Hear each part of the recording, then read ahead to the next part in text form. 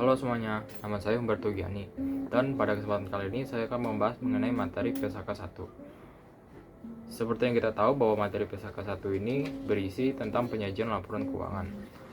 Dan penyajian laporan keuangan ini kita mesti tahu dulu tujuannya apa. Tujuan yang pertama adalah tujuan umum, yaitu agar dapat dibandingkan pada periode sebelumnya. Jadi kita dapat bandingkan laporan keuangan pada periode sebelumnya dan dibandingkan juga pada laporan keuangan pada periode saat ini atau keuangan entitas lainnya. Dalam hal ini, dalam penyajian laporan keuangan kita dapat mengetahui beberapa informasi. Informasi yang pertama adalah kita dapat mengetahui posisi keuangannya bagaimana, posisi keuangan perusahaan. Yang kedua adalah kinerja keuangannya, dan yang ketiga adalah arus kas entitas atau arus kas perusahaannya. Tujuan lain adalah sebagai pengguna atau yang memakai laporan keuangan ini juga dapat membantu membuat keputusan ekonomi atau keputusan perusahaan.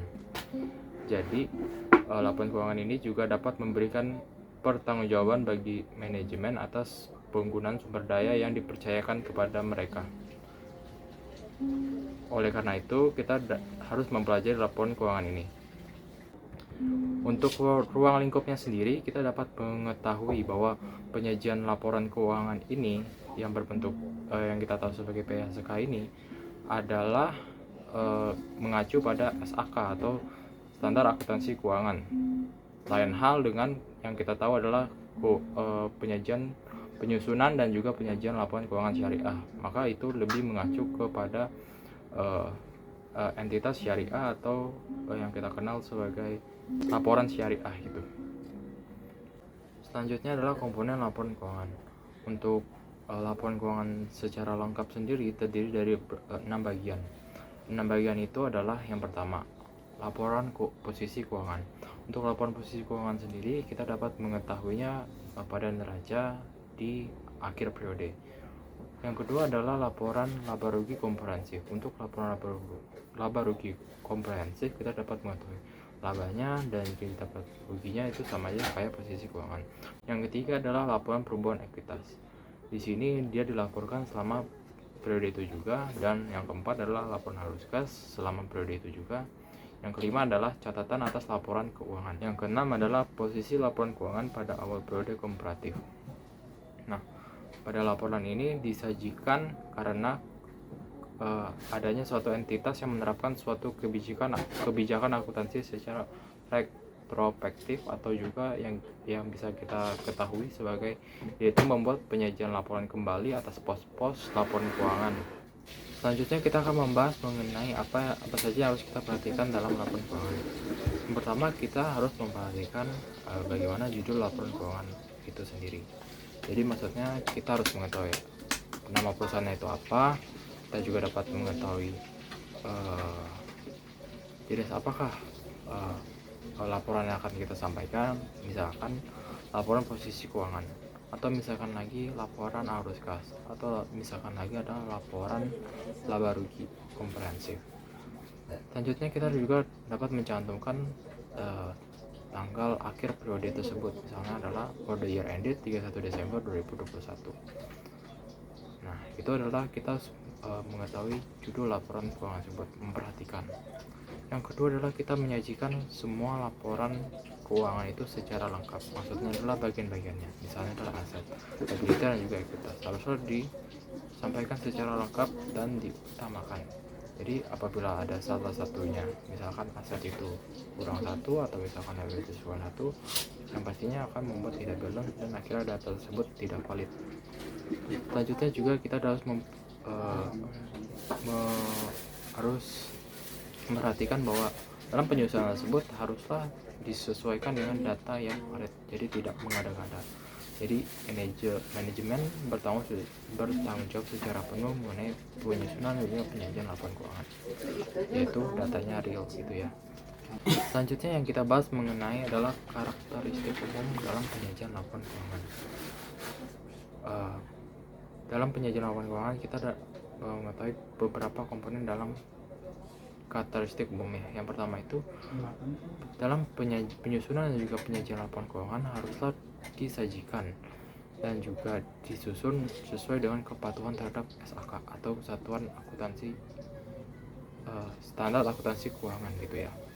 Jadi maksudnya jangan menyeleneh gitulah, maksudnya sesuai sama ketentuan yang SAK berikan gitu. Selanjutnya adalah kelangsungan usaha. Kelangsungan usaha ini berdasarkan asumsi bahwa usaha tersebut dapat bertahan dan juga dapat memberikan income atau profit yang cukup lama ke depannya. Jadi haruslah didasarkan itu. Jadi kalau kita menyusun laporan keuangan, kita harus tahu apakah perusahaan itu dapat bertahan untuk menghasilkan laba lebih atau tidak. Selanjutnya kita harus mengetahui karakteristik umumnya adalah dasarnya aktual. Selanjutnya adalah karakteristiknya adalah material dan juga agresi. Selanjutnya adalah saling hapus yang didasarkan pada PSAK atau SAK. Selanjutnya frekuensi pelaporannya. Nah, frekuensi pelaporannya itu menurut PSAK adalah tahunan. Selanjutnya kita akan membahas mengenai identifikasi laporan keuangan. Dalam laporan keuangan sendiri juga kita dapat menyajikan informasi sebagai berikut. Misalnya adalah nama entitas dan juga periode laporan. Nama entitasnya misalkan adalah nama perusahaan dan periode pelaporannya sampai kapan. Dan selanjutnya adalah apakah laporan itu satu kelompok ataukah dia itu berkelompok. Terus selanjutnya adalah tanggal akhir periode atau periode yang akan dicakup. Selanjutnya adalah mata uang pelaporan dan juga pembulatan. Dalam laporan posisi keuangan, PSAK 1 sendiri telah mengkategorikan beberapa hal yang dapat disajikan dalam laporan posisi keuangan. Yang pertama adalah aset. Nah, aset ini yang kita kenal sebagai aset lancar dan juga aset tidak lancar. Untuk pengkategorian aset lancar dan juga tidak lancar ini, saya akan menjelaskannya pada materi saya berikutnya. Selanjutnya adalah liabilitas. Nah, liabilitas ini yang kita bagi menjadi jangka pendek dan juga jangka panjang, serta ekuitas, yaitu hak non pengendali dan juga ekuitas yang dapat kita distribusikan kepada pemilik entitas induk. Informasi ini yang disajikan dalam laporan posisi keuangan dapat disajikan atau dapat ditambahkan jika penambahan tersebut kiranya relevan atau sesuai dengan apa yang diinginkan oleh perusahaan. Tapi tentunya penambahan tersebut haruslah relevan agar sesuai dengan standar akuntansi keuangan atau SAK.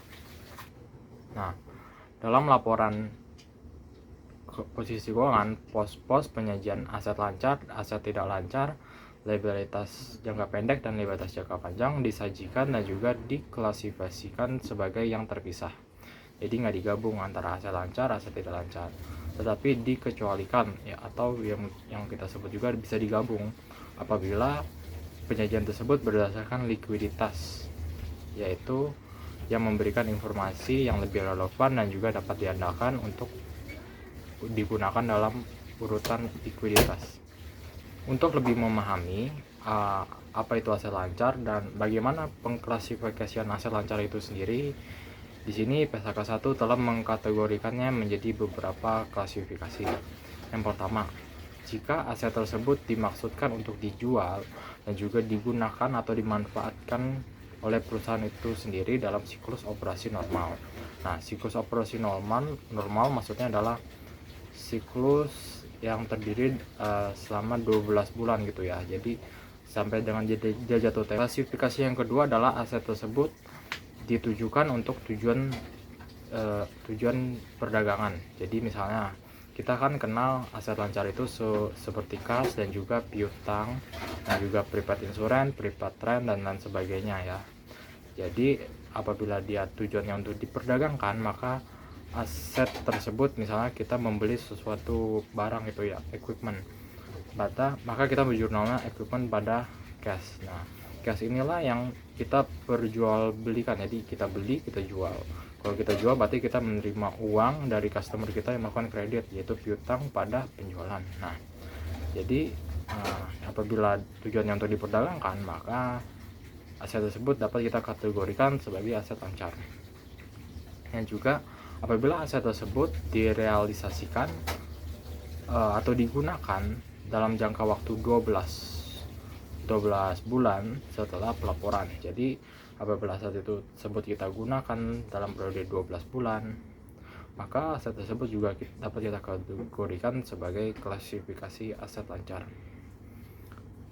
Terus bagaimana jika dia lebih dari 12 bulan? Maka jika lebih dari 12 bulan, maka aset tersebut dapat kita kategorikan sebagai aset tidak lancar. Untuk aset tidak lancar sendiri adalah pengklasifikasian yang tidak terdapat dalam aset lancar. Nah, selanjutnya saya akan membahas mengenai liabilitas jangka pendek. Nah, bagaimana dengan pengklasifikasiannya? Untuk pengklasifikasian liabilitas jangka pendek, kita dapat liabilitas itu atau hutang itu kita dapat selesaikan, dapat kita lunasi dalam jangka jatuh tempohnya, yaitu siklus operasi normalnya, yaitu 12 bulan. Maka kita dapat mengkategorikannya sebagai liabilitas jangka pendek. Contohnya apa? Contohnya kita membeli equipment pada akun payable. Nah, akun payable ini terus kita lunasi pada bulan berikutnya. Nah, akun payable ini bisa termasuk dalam pengklasifikasian liabilitas jangka pendek. Nah, selanjutnya adalah klasifikasi yang kedua adalah tujuannya untuk diperdagangkan. Jadi diperdagangkan maksudnya kita bisa membeli barang dengan hutang tersebut, maksudnya membeli barang dengan hutang tersebut pokoknya. Selanjutnya, liabilitas tersebut jatuh tempo selama 12 tahun. 12 bulan maksudnya. Jadi jika liabilitas itu jatuh tempo selama 12 bulan, maka liabilitas itu juga dapat kita kategorikan sebagai liabilitas jangka pendek. Jika lebih, maka dia diklasifikasikan dalam liabilitas jangka panjang seperti bonds payable dan lain sebagainya. Selanjutnya kita akan mempelajari mengenai laporan laba rugi dan penghasilan komprehensif lain. Untuk penyajian laporan laba rugi ini dimasukkan unsur laba komprehensif, yaitu laba yang dapat kita alokasikan untuk pemegang saham minoritas dan juga pemegang saham mayoritas. Ketentuan laporan laba rugi dan penghasilan komprehensif ini disajikan dalam ketentuan minimum line item dalam laporan laba rugi. Selanjutnya adalah penyajian laporan keuangan. Laporan keuangan yang dimaksudkan adalah laporan keuangan laba rugi dan laporan keuangan laba rugi dan penghasilan komprehensif. Nah, dalam hal ini terdapat dua pendekatan. Pendekatan yang pertama adalah laporan laba rugi, dan laporan laba rugi penghasilan komprehensif lain itu disajikan secara terpisah. Jadi yang pertama itu laporan laba rugi, yang kedua itu laporan laba rugi komprehensif. Ada dua. Nah, itu pendekatan yang pertama. Jika pendekatan yang kedua yaitu pendekatan laba rugi dan penghasilan komprehensif lain itu digabung. Jadi habis laporan laba rugi, terus di bawahnya lagi ditulis komponen penghasilan komprehensif lainnya. Dijelaskan sampai kepada total dari laba atau rugi komprehensif tersebut. Selanjutnya adalah minimum line item laba rugi komprehensif. Jadi apa saja yang termasuk dalam laba rugi komprehensif? Yang pertama itu adalah pendapatan. Terus yang kedua adalah biaya keuangan. Terus bagian dari laba rugi dari entitas. Selanjutnya laba rugi. Selanjutnya lagi komponen dari penghasilan tersebut, penghasilan komprehensif tersebut. Terus bagian komprehensif dan dari bagian komprehensif dari entitas asosiasi untuk laba bersama, dan juga total laba rugi komprehensif. Penghasilan komprehensif lain. Nah, untuk penghasilan komprehensif lain ini terdiri dari pos-pos yang terdiri dari pendapatan dan juga beban gitu ya. Penghasilan dan juga beban. Termasuk penyesuaian reklasifikasi yang diakui sebagai laba rugi dan disyaratkan dan juga diizinkan oleh PSAK atau SAK. Komponen tersebut diantaranya adalah selisih revaluasi terhadap aset tetap.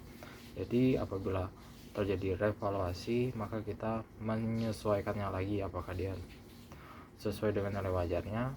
Kita bandingkan apakah Jika nilai wajah lebih tinggi dari book value, maka terjadi keuntungan atau gain. Jika sebaliknya, maka terjadi kerugian atau loss. Nah, kerugian dan juga keuntungan tersebut kita sajikan dalam penghasilan kompresif line ini. Selanjutnya yang kita kenal lagi pengukuran kembali terhadap program imbalan pasti. Selanjutnya kita kenal sebagai perubahan nilai investasi. Jadi ketika nilai investasi tersebut berubah, misalkan nilai lembar sahamnya berubah, misalkan 2019 5, 2026. Nah, jadi perubahan itu atau perubahan yang nggak menentu gitu ya. Nah, itu dapat menyebabkan keuntungan dan juga kerugian. Hal itulah yang dapat kita laporkan dalam penghasilan kompresif lain. Selanjutnya kita akan mempelajari laporan arus kas. Nah, laporan arus kas ini berisi informasi-informasi tentang arus kas yang berguna bagi pengguna atau yang menggunakan laporan arus kas tersebut untuk menilai kemampuan entitas dalam menghasilkan suatu kas dan juga kas setara, dan juga dalam memenuhi kebutuhan entitas dalam menggunakan arus kas tersebut.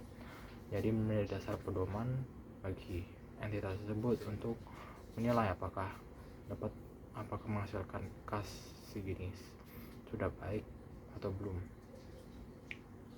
Untuk penyajian laporan arus kas ini dan juga penyusunannya dilaporkan dan juga disampaikan dalam PSAK 2. Selanjutnya adalah kesimpulan mengenai PSAK 1 atau penyajian laporan keuangan.